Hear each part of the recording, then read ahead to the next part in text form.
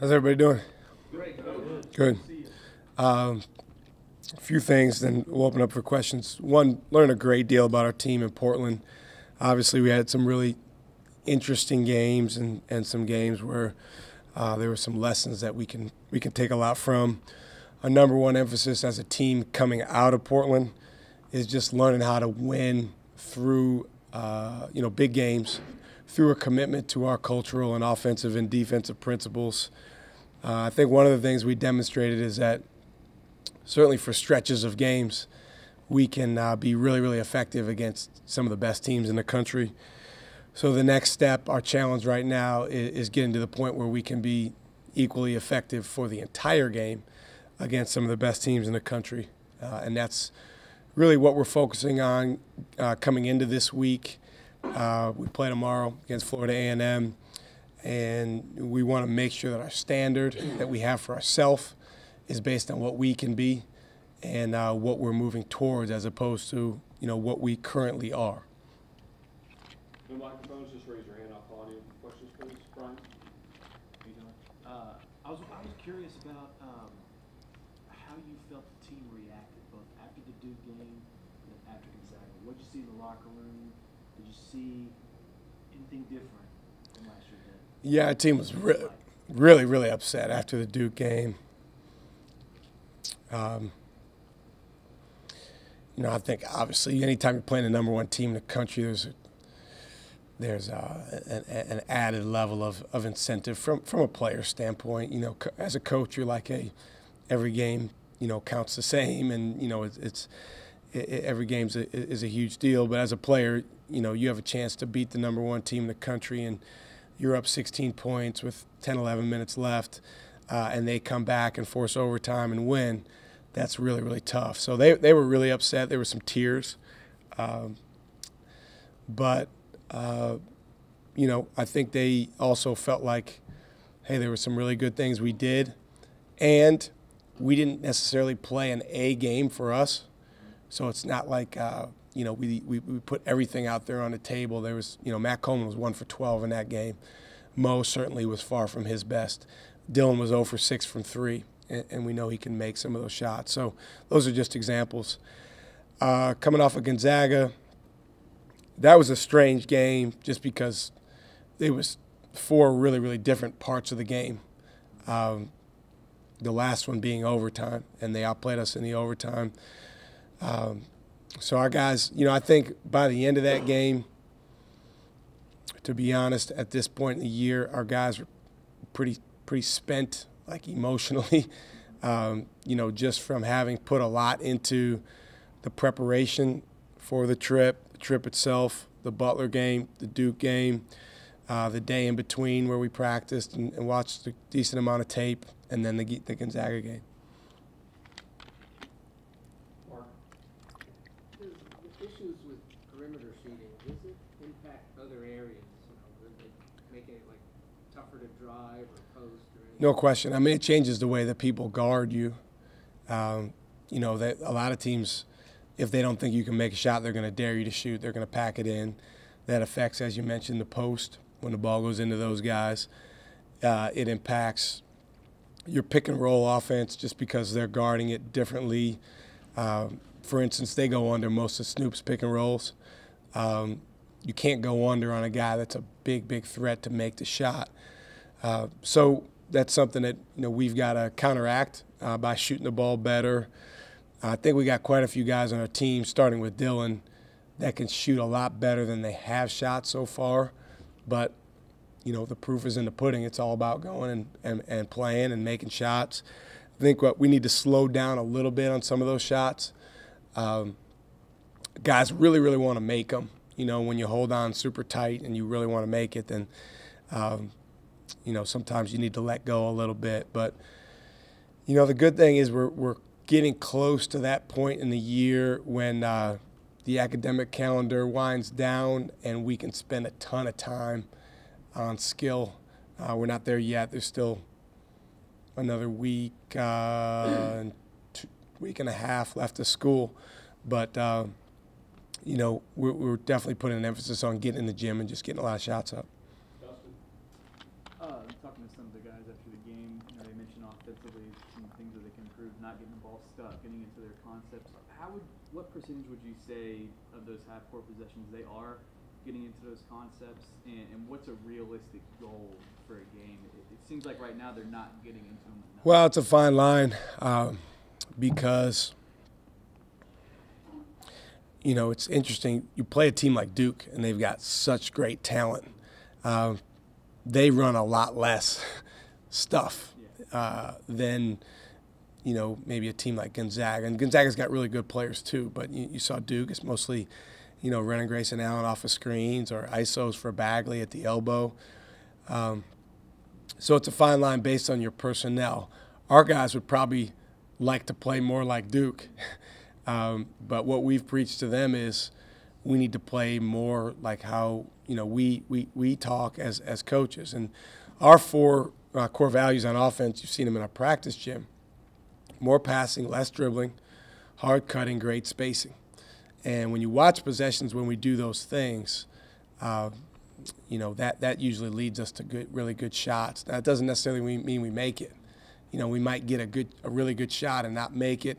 From an execution standpoint, that's a good possession, but from a point standpoint, you didn't score. So I don't know if there's an exact percentage to answer your question, but we want to first and foremost play faster. Our guys are not running enough. We need to run harder. We need to run faster. We need to get down the floor faster. We need to throw the ball ahead more. I talked to Mark Few after our game, and he said, the most dangerous thing about your guards is when they're in transition. He said, and I didn't think that they attacked us enough in transition. So that's good feedback, and that's something that we see as well. But to your point, the more we can get to multiple concepts, I think we had a percentage, this is before we went to Portland, but every single time where we'd gotten to what we call multiple concepts, which is doing one thing on one side and then another thing on another side, we scored every time.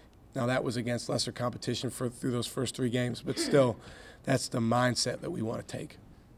Kurt, one question about the Duke game, why you didn't go to James Banks after Jericho and Mo fouled out, and what did you see in your team in terms of mental toughness in that game in Kentucky?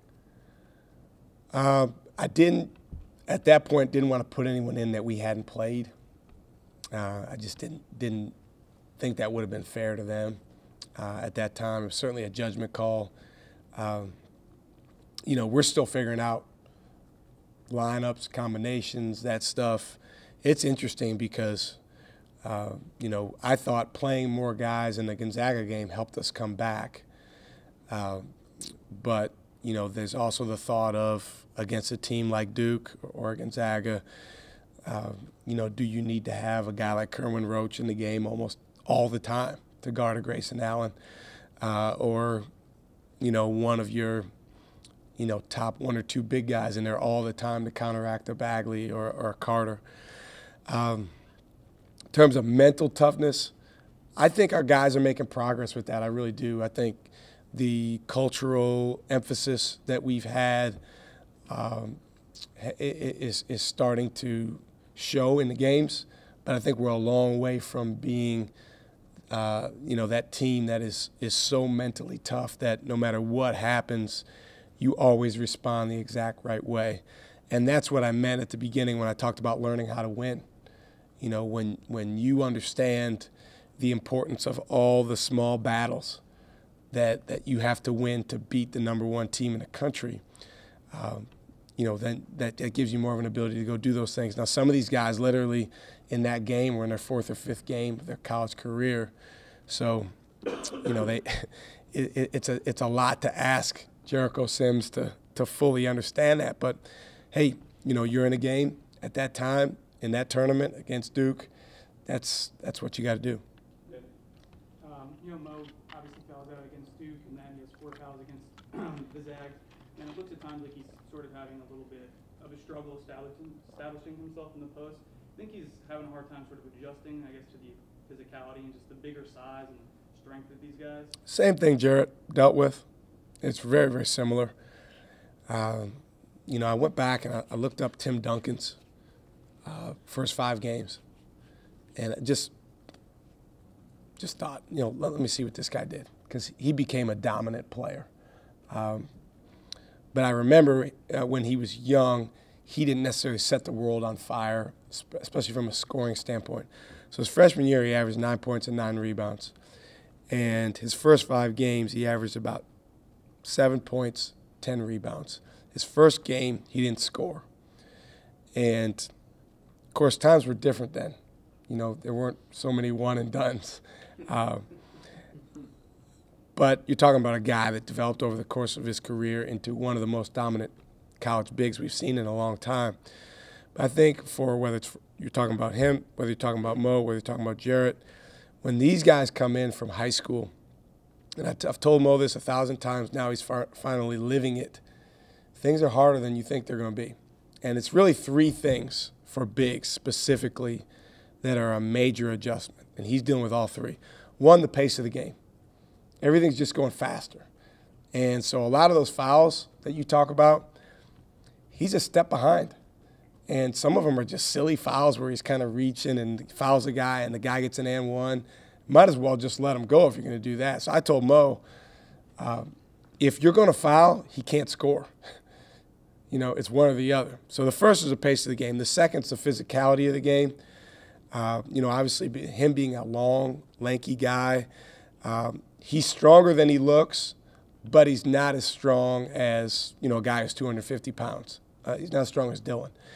And then the third one is, and this is really an underrated adjustment in terms of how challenging it is, and this really impacted Jarrett early, and it's impacted Mo, and that is when you're a young, big kid coming into college, defenders get their hands on the basketball when you're trying to make a move way more than in high school. It almost never happens when you're a great player in high school. In college, all of a sudden, you're trying to make a post move, you come back to the middle, people get their hands on the ball. So Jarrett did a great job kind of going from this point last year over the next about 5, 6, 7 weeks going into conference play, adjusting in all 3 of those areas, and that's what Mo's going to need to do. Brian?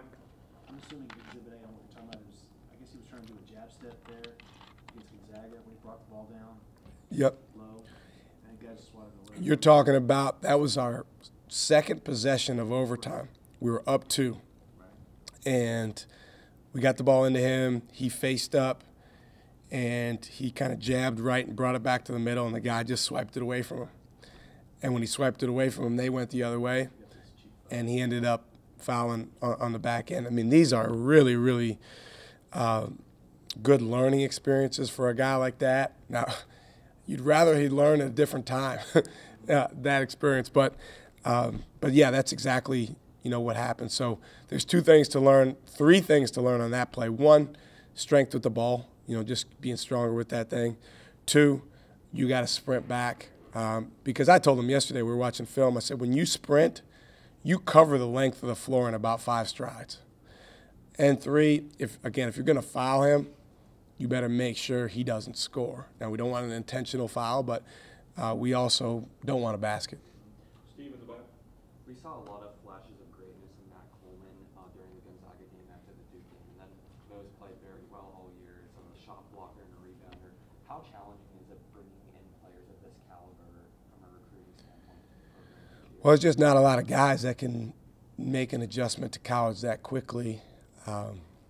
And even with those guys, they're dealing with, challenges that are, implicit, part of being a freshman. But yeah, there's just most guys are more of the variety of, having a ton of ups and downs early on as freshmen. What's challenging about recruiting those guys is everybody wants them. So in that case, with Matt, it was down to us and Duke. With Mo, it was down to us and Kentucky and Duke. So, that's usually tough to beat those programs. Recruiting is very much a hierarchy, and 2 of the schools I mentioned are at the top. So you just got to do the best job you can trying to attract those guys and build relationships. And then, more importantly, do a good job with them when you get them. Brian, you know. My question was going to be, there was a point I could tell you how to follow up. Scott, it's supposed to be his job to be able to know that. But. There was a point last year when you said, Jarrett has got to get double-digit shot attempts. Mm-hmm. I wonder, Mo's not there yet. Does Mo need to be there? Double-digit shots a game. I would like for him to be there. I would like for him to be there. But he has to be more assertive. So double-digit shot attempts for him is not just on everyone else around him. That's also on him. But, you talk about Matt. That's one of Matt's jobs is to get him the ball. Now, when we throw Mo the ball, he's got to go get it. And, again, one of the challenges going from high school to college, in high school, especially when you're that big, you can just kind of stand there with one arm up like this. And they're offering them that. Yeah. And that doesn't work, in college. So he is learning. We have what we call four core for our bigs. And one of the core is sealing, right? And that is getting position on your man, getting low, getting what we call your goal posts up. We want him to post up like this, get nice and wide. And that's an adjustment for him. As he gets better at that, he'll get the ball more. When he gets the ball more, he'll get more shots. And then he's just got to be more assertive and aggressive. The other way to get shots is on the glass. Go get offensive rebounds. Jeff in the back, please. Coach, it seemed like against Duke down the stretch, you guys had trouble putting together really good possessions to close them out. Just what do you want to see in those late game, spots moving forward?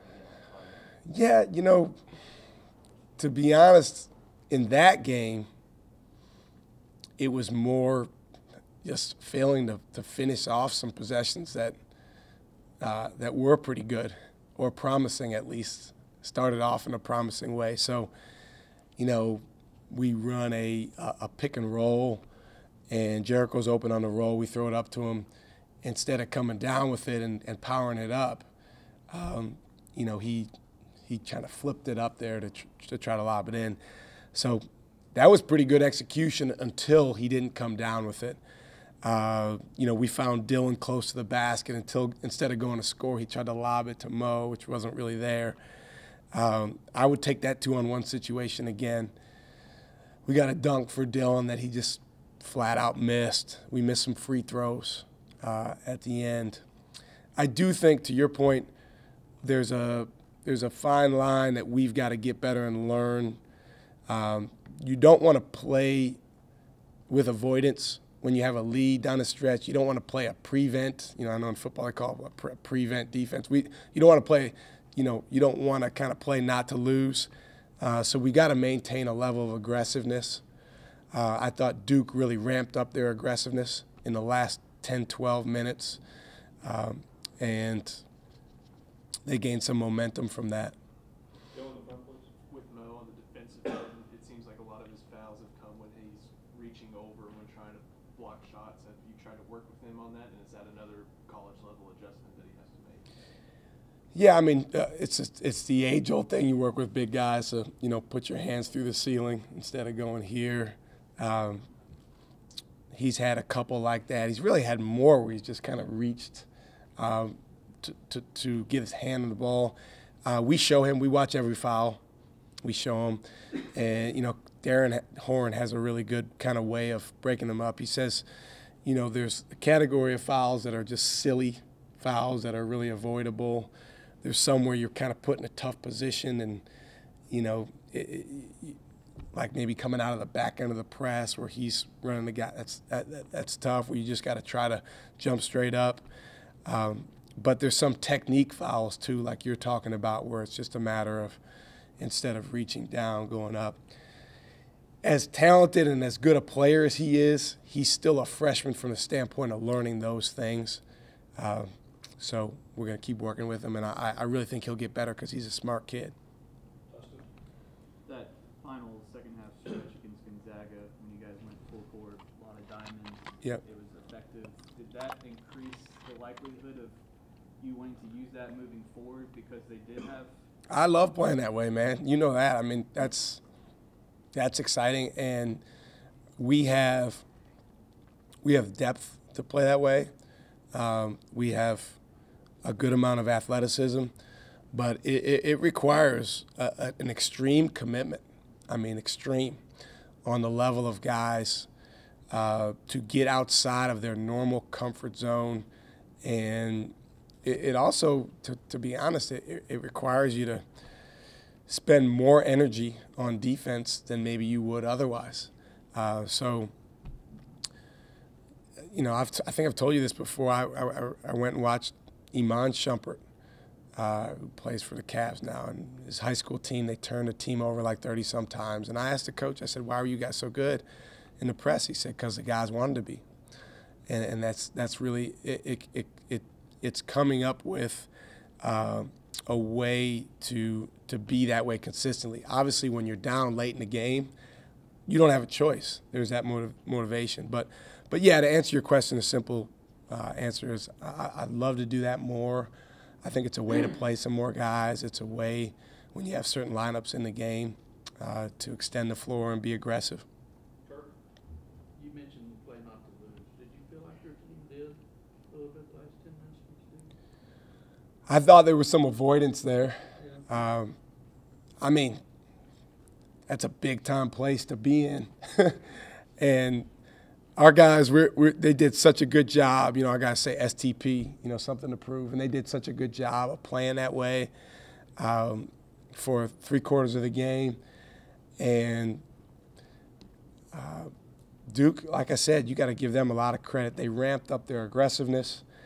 You know, some calls went their way.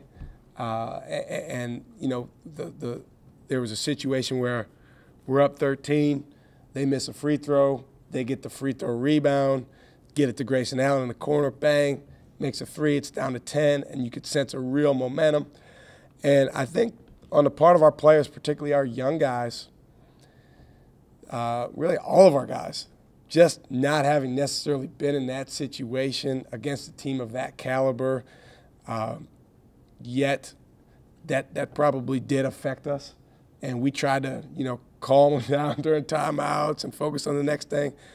But I really do think that's going to help us moving forward from the standpoint of just going through that experience and, you know, being able to say, hey, we've been in this place before. Let's do X, Y, and Z a little bit differently.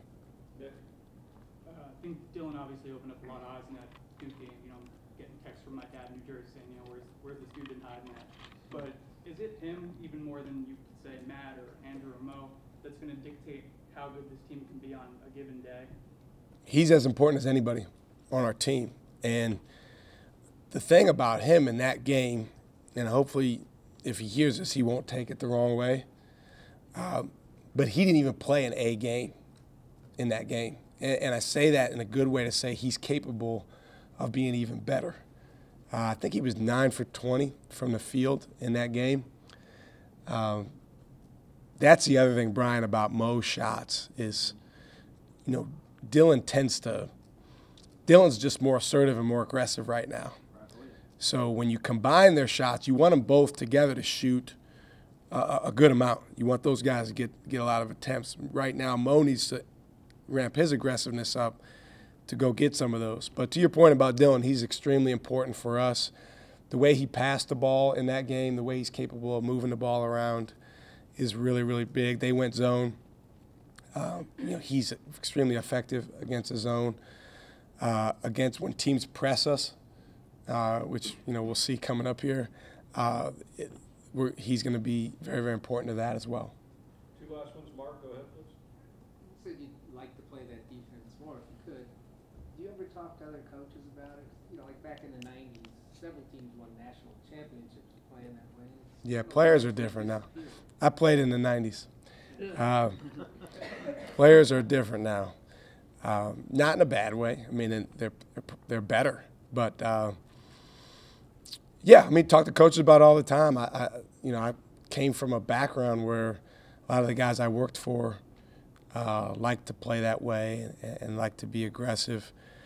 You know, I think the thing that all coaches agree on is it really is dependent on your personnel. And when I say personnel, not just their physical attributes, but also just the mentality.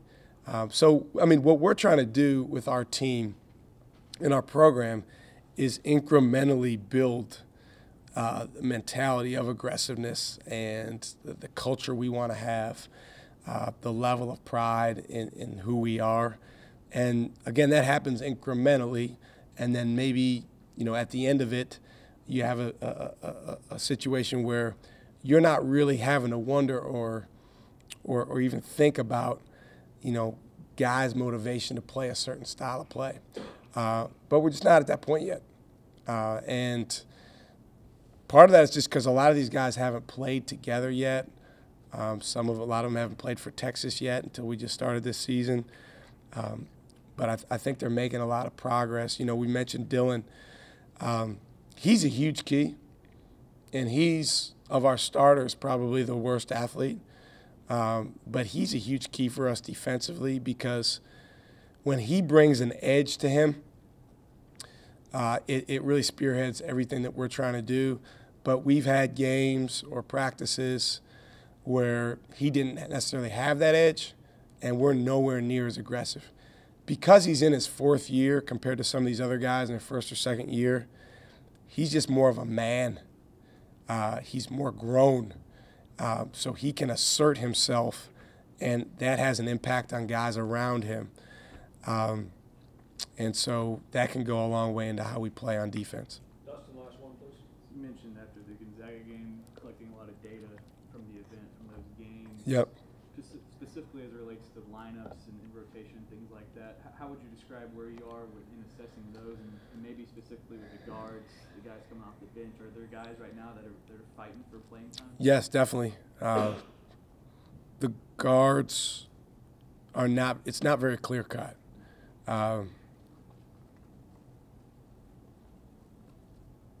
Snoop has been terrific. And the impact he's had on our team defensively has been really, really good. It's been as good as anyone I've coached, just through 6 games. Andrew's leading us in scoring. He's done the best job of anyone on our team putting the ball in the basket, which is a big deal. Matt has done a nice job at times getting our team organized and playing with more of a semblance of what we're trying to do on offense. He needs to do that more consistently. From there, I really like the way that Jace played when he came in the game against Gonzaga. He didn't make shots yet, but that's coming from him. And he, with the way he played in that game, he deserves more time. Now he's a freshman, so he just doesn't have a body of work yet. Eric is struggling. He was doing great as of, a couple weeks ago. So he had tweaked his groin in practice. He missed a little time. But that's not an excuse. We got to get him back to an aggressive attacking mentality. And then Jacob's done pretty well. What Jacob needs to continue to learn to do better is be in exactly the right spot on defense and make the right decision on both ends of the floor. But that position is less clear-cut.